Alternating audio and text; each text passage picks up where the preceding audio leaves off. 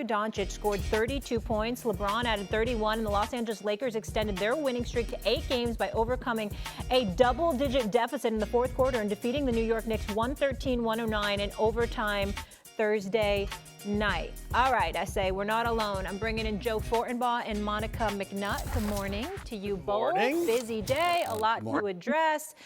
Joe, I'm going to start with you on this. Give Stephen A. break here. Will the Lakers win the West, or is their downfall coming? Given the option, I'd go downfall before I'd go winning the West, because Really? First and foremost, you're never going to make any money buying high, and that's what we're seeing right now. We're seeing peak Laker. 18-3 over the last 21 games, number 1 in defensive efficiency during that stretch. Opponents hitting their three-pointers, or I should say missing their three-pointers, at an insane rate, 31%. Over the last 5 years, the best three-point defense in the league has come nowhere close to that. 34, 34, 33 and change. This is 31%. The math is going to kick in here in the near future. And when it does, and we're going to see it Saturday night against the Celtics, when the Celtics hit their threes and cover the 6.5, the Lakers are going to start losing a few games. And then we're going to wonder whether or not, A, the team can gel the way it needs to gel by the time it gets to the playoffs, so they can win 4 in 7, 3 times in a row to win the West. Yeah. Or if it's going to take a little bit more time. J.J. Redick, we've never seen him as a coach in the playoffs. On top of that, you're going to have a very seasoned group of individuals you're going to have to face on your way there. I'll leave it at that for right now, because I know McNutt is just champing at the bit to get involved here. But I'd say Lakers downfall before I'd say they win the Western Conference. I wish this question stopped a little short of Western Conference victory. I do think this is the team that's capable of getting to the finals. Fortenbaugh, I love the numbers that you laid out, but I think being in the arena last night, having the chance to listen to these guys discuss what they're doing, how they're doing it, and the force that is LeBron James combined with Luka Doncic, I think I got to go the other way on this one. And I will admit, I am one that is hugely skeptical of this defense. But I don't know that it is as simple as just hit your threes versus the Lakers. I think that there is more room for them to figure out how to defend. I think some of the guys they have on their wings in particular are some of the better defenders in the league. And I think that they are building a culture of accountability that, to me, is going to allow them to play physical and push through. Now, I don't actually know that I believe they're coming out of the West. But even if they drop, like the next 3 games or 4 games, I believe, they're going to see that they're going to be on the road. They go to Boston, we know. They go to the Bucks. They got to go to Brooklyn in there. They got to go back to Denver, I believe. And so they've got some tests coming up. But even if they drop those games, I think these offer runway to prepare for what you're going to see in the postseason. And so I just think they've got really, really brilliant basketball minds happening on that coaching staff, and of course behind Doncic and James, and the accountability that they're playing with. I don't see a Lakers downfall coming unless you're talking about them running into Oklahoma City prematurely. I don't see that happening. I've gotten to a point where I don't believe there's anybody in the West who can take the Lakers but OKC. That's where I'm at with it. Right now, I'd give Golden State a chance as well because they're climbing the charts, and the babyface assassin is who he is. But I just look at it from this standpoint. The way LeBron and Luka are flowing, there's little margin for error with opposing teams. So no matter how potent they may be offensively, so are the Lakers. But the Lakers have been a top defensive team in the NBA efficiency-wise for pretty much the last 7 weeks. And so when you look at it from that standpoint, I can't ignore that.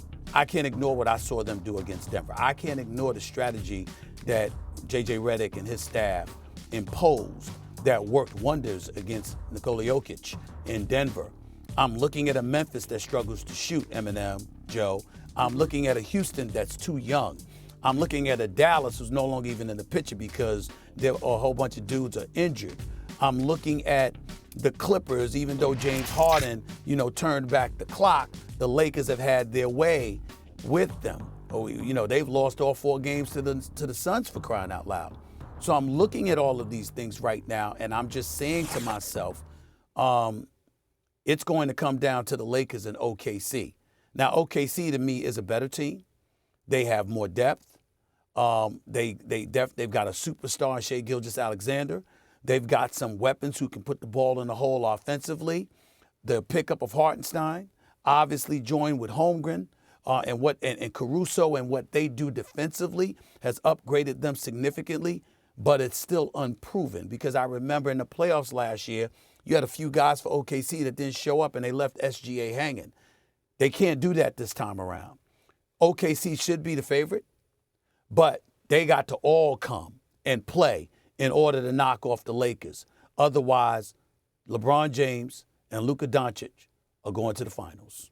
The best case for the Lakers is the fact that they could have an extraordinary path to get to the Western Final. If it ends today, you open with Minnesota, which is a winnable series, and then you draw the winner of Houston and Memphis. Memphis, who doesn't play any defense whatsoever anymore, and Houston, who's fading big time down the stretch, although that was a nice win over New Orleans late last night when they had to put it on them in the third and fourth quarter.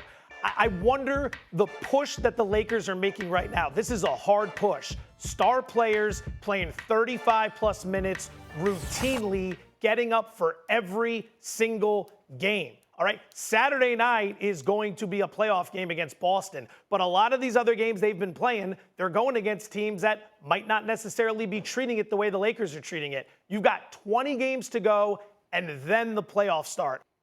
Fortenbaugh, and I think that's a fair discussion point, but I actually think last night's performance of this defense was sort of another notch in their belt, so to speak. Like, this is an offense that's been top 5. It's been powerful. Jalen Brunson was playing great.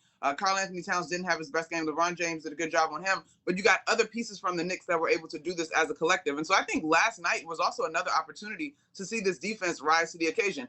In the nature of a series, when you have big-time centers or physical teams with size, I'm with you in terms of the concern, but I think that what we're seeing is legit. And you just laid out some of the matchups that could be very favorable for the Lakers. The one thing I also want to point to, Joe, is this, and it's a masterful job. Watching them on the basketball court last night, you marveled at some of the things you saw. They had defensive lapses last night. It wasn't their greatest moment, no question about it.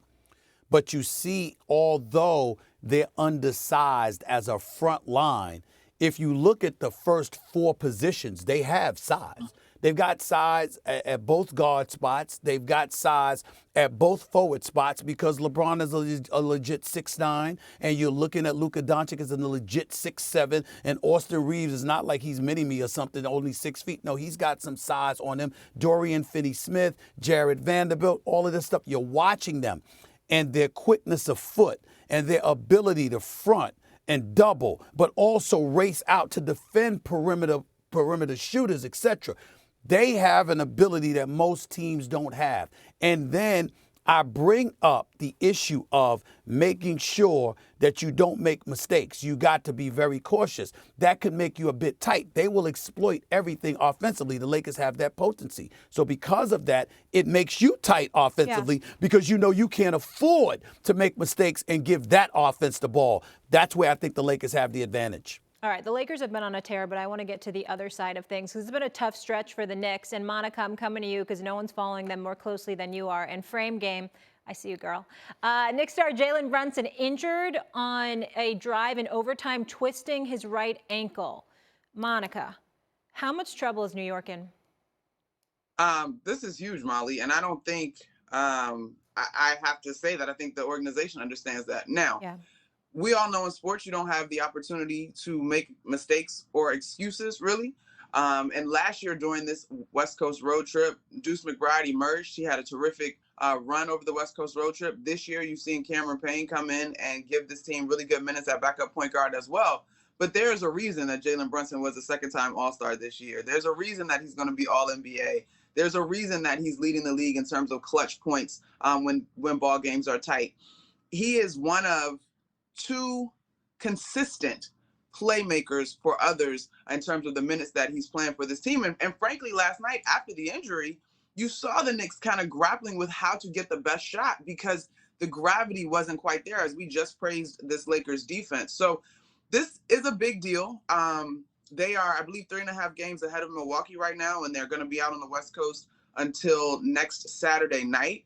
But you do have to continue to play the games. And I think that they have confidence in one another as teammates. They've seen the work that each other is putting in the gym. And they know that in sports, when injuries happen, it is next man goes up. But there's no secret that you just lost a megawatt star if Jalen Brunson is out for an extended period of time.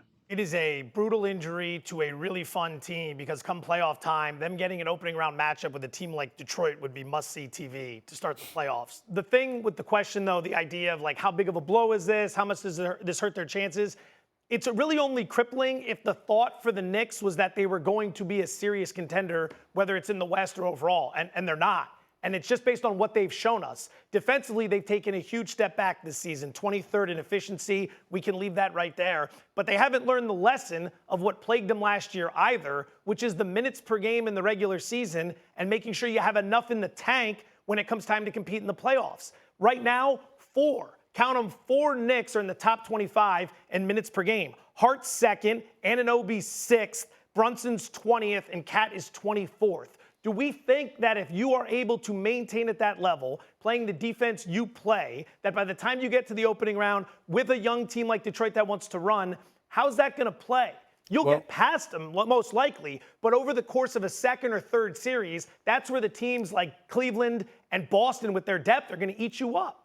And this is the problem with Tom Thibodeau as the coach. It would and should be the only complaint you have about him. You know the man can coach his tail off. You know that his players play hard for him. You know he knows what the hell he's doing. The problem is he barely trusts 6 people in his life. You understand what I'm saying? And 5 of them are starting 5. And that's only because it's mandated by the NBA that you have to start 5 players. I mean, he doesn't trust anybody, okay? That's just the way he is. Obviously, I'm joking about life because I don't know his life like that, but I'm just talking about him as a basketball coach. That's who he is. He trusts his start 5. If he could get away with playing 5 dudes for 48 minutes a night, he would do it.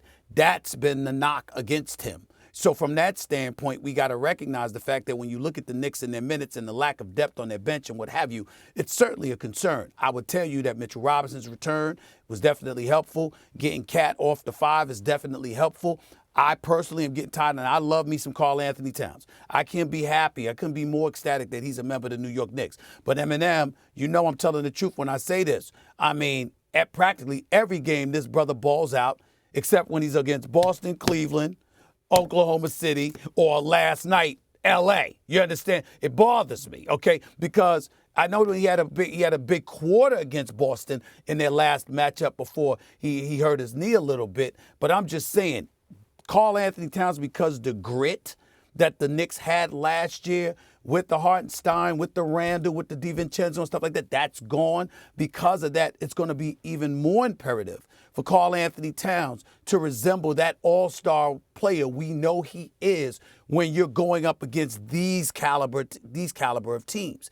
That's what we need from him because, you know, if you don't get that, where does that leave you if you're the New York Knicks? It doesn't leave you anywhere. That's the problem. I'm on